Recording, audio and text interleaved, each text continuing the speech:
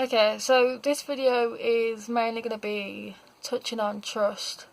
I had this idea last night, just before I went to bed, and it kind of started from last week really. I was at an event where I had to give my opinions on what made a good advocate, and it got me thinking about what would make a good social worker and what I thought about social workers when I was younger, and what I think is the biggest thing that social workers I wouldn't say miss, but kind of forget to do. And I think that is mainly is to trust, to build up a relationship and to trust that young person. Well, for their young person to trust them. And I've had a lot of different social workers when I was younger, from the age of about 6 or 7 up to 50, I'd say 15, because I ended up, when I turned 16, I was given a 16 plus teen worker. But going back to social workers, I think, for me anyways, one of the reasons why I don't think I liked them was because I had that many different social workers where I didn't feel like I could trust any of them, because they wasn't around enough, and mainly because I was a quiet kid, and any problems that I had, anything that was going on in school or anything that was going on at home, I didn't want to know. I didn't want to talk to them, mainly because I didn't know. There wasn't that sort of reassurance of, yeah, things are going to be fine. Nothing else is going to happen. So it was kind of like, well, why should I talk to you? You don't want to know. So there was that, and I think that's kind of missing at the moment. You know, a lot of young people have got social workers, but they don't get on with them because they don't trust them, and because they feel like they're there to do a job, and they read on their file what's gone on, what's happened, what a last social worker done, what's been done, what hasn't been done, if they've shared their own reviews and all that sort of stuff. And I don't think that's really that important to really knowing who that young person is. And I think if you're a quiet kid like I was and didn't really want to talk to anyone because I didn't trust them, I think that's like a main factor of really getting that real real relationship with them. Because if you don't have trust and your young person doesn't want to talk to you about anything, you're not going to get anywhere really.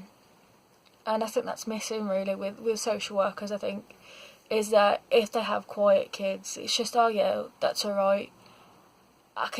They're easier to deal with, I guess. And it's like, what they forget is that, but just because they're quiet doesn't mean that there isn't anything going on behind closed doors. But they won't tell you because they don't know what's going to happen, what are the ramifications for telling you. Like, for example, say like a young person wanting to know why they were placed into foster care, and you've explained it to them. That young person may not understand it, but you've told them, you think they've understood, but really they don't. Because you can say it in many different ways, and I think it's the way you say it to a young person that makes it click in their head for that understanding. But I don't think some social workers don't take that time and effort to really be like, did you really understand that? Did you know what we meant by this and this? And they kind of forget that they're a young person, they don't really understand what's going on. Because there's a lot of like emotional things that go on behind closed doors, and there's a lot of things that kind of get missed. And I think having that social worker where you can really feel like you know them and really get on with them well, and sort of have a laugh and a joke with them, and not just be about, oh yeah, well, this happened, and well, we need to do this, this and this, and, you know, you're not following by an agenda, and I think that's the best way to do it. Moving on to, really, not really moving on to it, but, like, having social workers that come to your school is a big no-no. I think pulling young people out of lessons and coming to talk to them and stuff like that, yes, you're there to do a job, I understand that, but do it in a time that suits that young person, not just because something suits you. You're like, yes, I have this, this and this to do, so we're going to go to your school, we're going to come in, and we're going to talk about this. It's not going to work for many young people. And if you know that young person, then you know for a fact that they probably wouldn't want you in their school. You probably don't want them, you know, to come in and be like, oh yeah, by the way, we need to do this, this and this. It's not going to work for them.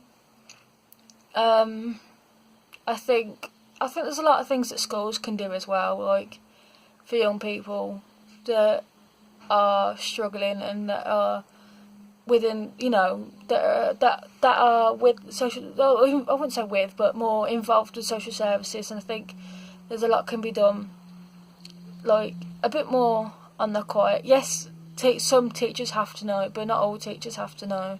I think the only teacher should really know is your head of year, and probably your form tutor should know what's going on.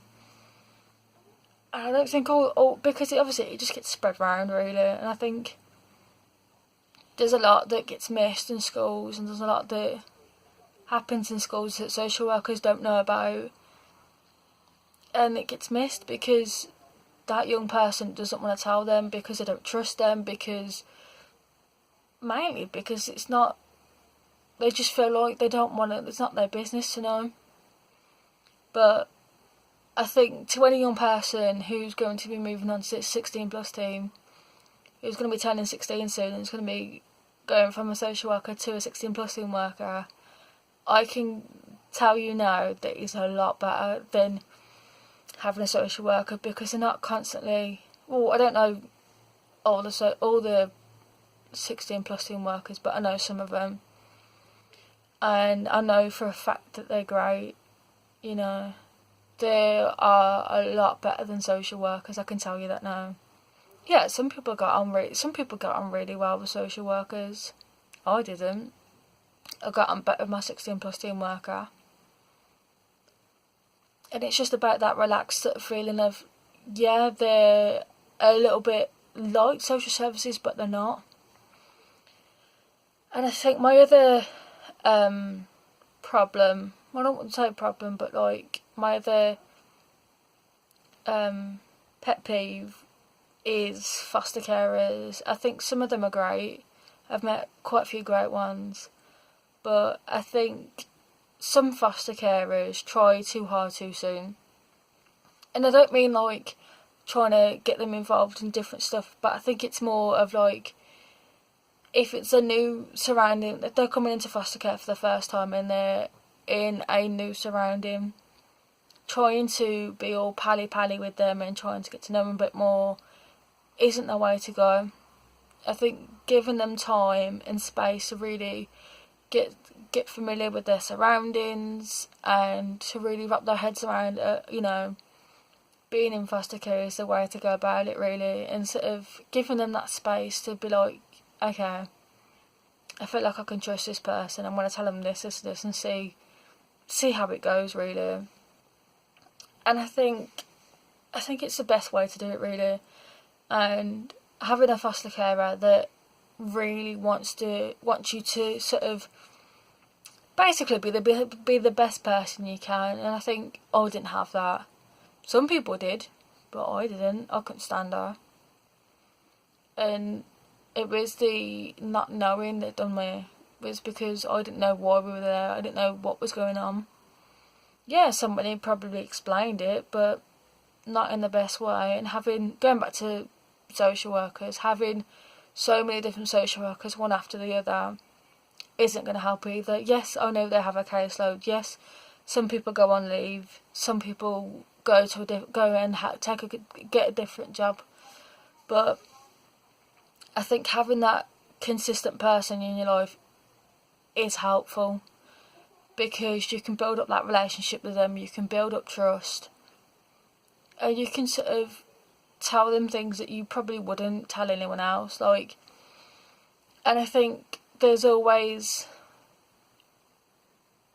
going to be that sort of nagging sort of voice in your head being like, well, can you really trust them?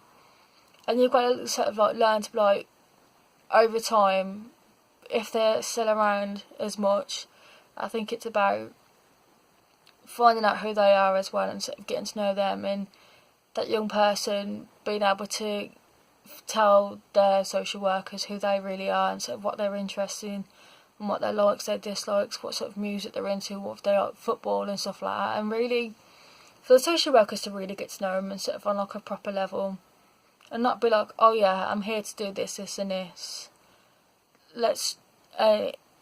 But it should be more about. It should be a little bit more relaxed, really, and be like, let's just get to know each other a bit more. Let's have a laugh.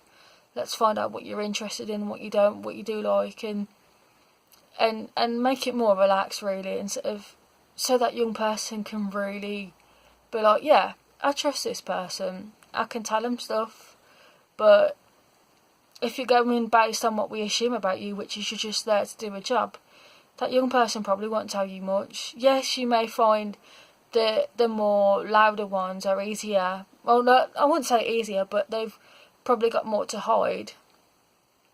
The truth is, they probably don't. It's the quiet ones you have to watch out for, because they keep it hidden. They keep it, I wouldn't say hidden, but like, they keep it to themselves, because who else is really going to understand them and sort of reassure them that things are going to be okay? I think that's it. I think that's what I want to talk about for today. Yeah. I had it all planned out in my head last night, but it's all gone. So I hope you like this video. And yeah, if you do end up watching this, then leave me a comment on what I should cover next. Okay, bye.